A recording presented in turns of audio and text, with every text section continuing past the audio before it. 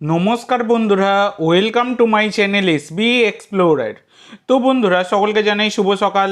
তো বন্ধুরা, আজকে আমাদের ভারতের সাথে জিম্বাবুয়ের ম্যাচ রয়েছে ইউনিটি কাপের। তো ইউনিটি কাপের আজকে তৃতীয় স্থান অর্জনকারী ম্যাচ, মানে যে দল জিতবে সে কিন্তু থার্ড পজিশন পাবে। তো এই যে ম্যাচটা, এইটা কিন্তু আজকে সন্ধ্যেবেলা 7টার সময় হবে।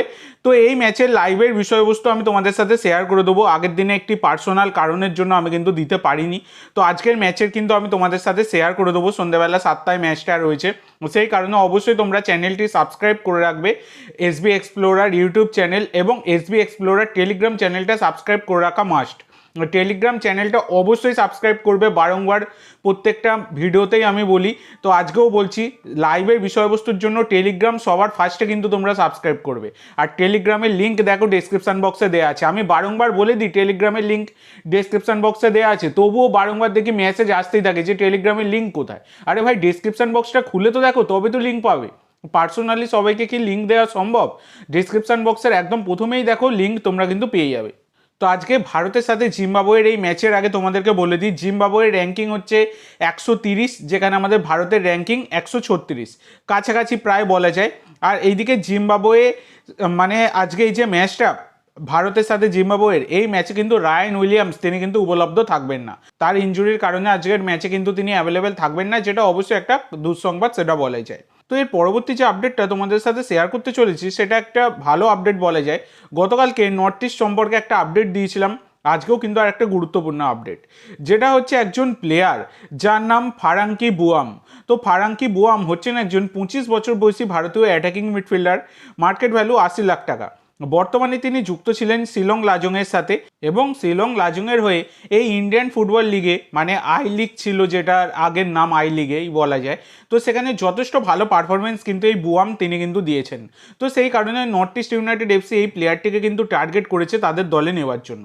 তো দেখা যাক পরবর্তীকালে যদি ডিল ডান হয়, আমি অবশ্যই তোমাদের সাথে শেয়ার করে দেবো। তো এর পরবর্তী যে আপডেটটা তোমাদের সাথে শেয়ার করতে চলেছি, সেটা হচ্ছে মোহনবাগানের একজন বিদেশিকে নিয়ে, যিনি মোহনবাগানে থেকেই আবার ইঙ্গিত দিয়ে দিলেন। কিছুদিন আগেই আমি তোমাদেরকে একটি ভিডিওতে জানিয়েছিলাম যে আলবার্টো রড্রিগেজ তিনি কিন্তু মোহনবাগানে আরও একটা সিজন তিনি কিন্তু থাকবেন, এবং আলবার্টো রড্রিগেজেরই আপাতত একদমই কনফার্মেশন এসে গেছে যে তিনি কিন্তু থাকবেন। বাদবাকি জেমি ম্যাকলারেনের চুক্তি থাকলেও তিনি আদৌ শেষ অবধি তিনি থাকবেন কিনা, সেইটা নিয়ে এখনও অবধি সংশয় কিন্তু রয়েছে। তো আলবার্টো তিনি যে থাকবেন, তিনি তার যে মেসেজ সেখানেই তিনি পরিষ্কার করে দিয়ে গেলেন। ফ্যান্সদের উদ্দেশ্যে তিনি একটি মেসেজ লিখেছিলেন, এবং যেখানে তিনি লাস্টে লিখেছেন যে এখন কিন্তু রেস্ট করার টাইম, আবার কিন্তু আমরা শক্তিশালী হয়ে ফিরে আসবো। এইটা কিন্তু জানিয়েছেন আলবার্টো রড্রিগেজ। তো আলবার্টো তিনি কিন্তু থেকে যাচ্ছেন, এই মেসেজেই তার কিন্তু পরিষ্কার হয়ে গেছে, কাম ব্যাক স্ট্রঙ্গার। তো এটাই হচ্ছে ব্যাপার। তো এর পরবর্তী আপডেট এবং লাস্ট আপডেট, গুরুত্বপূর্ণ আপডেট যেটা তোমাদের সাথে শেয়ার করব, সেটা হচ্ছে একজন প্লেয়ারকে নিয়ে, ভারতীয় প্লেয়ারকে নিয়ে, যাকে তোমরা সকলেই চেনো, যিনি হচ্ছেন 28 বছর বয়সী ভারতীয় রাইট উইংয়ের প্লেয়ার লালরিনজওয়ালা ছান্তে। তো এই ছান্তে, যার মার্কেট ভ্যালু 2 কোটি টাকা, তিনি কিন্তু রাইট উইং ছাড়া লেফট উইংও খেলতে পারেন। বর্তমানে তিনি মুম্বাই সিটি এফসির সাথে যুক্ত ছিলেন, এবং মুম্বাই সিটি এফসির সাথে তার কিন্তু 2027 সাল অবধি চুক্তি রয়েছে। তো বর্তমানে তিনি কিন্তু মুম্বাই সিটি এফসির সাথে যুক্ত রয়েছেন, এবং মুম্বাই সিটির সাথে তার কিন্তু 2027 সাল অবধি চুক্তি রয়েছে। তো এই ছান্তে, তার ওপর কিন্তু মোহনবাগান ম্যানেজমেন্টের অনেক দিন ধরেই ইন্টারেস্ট রয়েছে।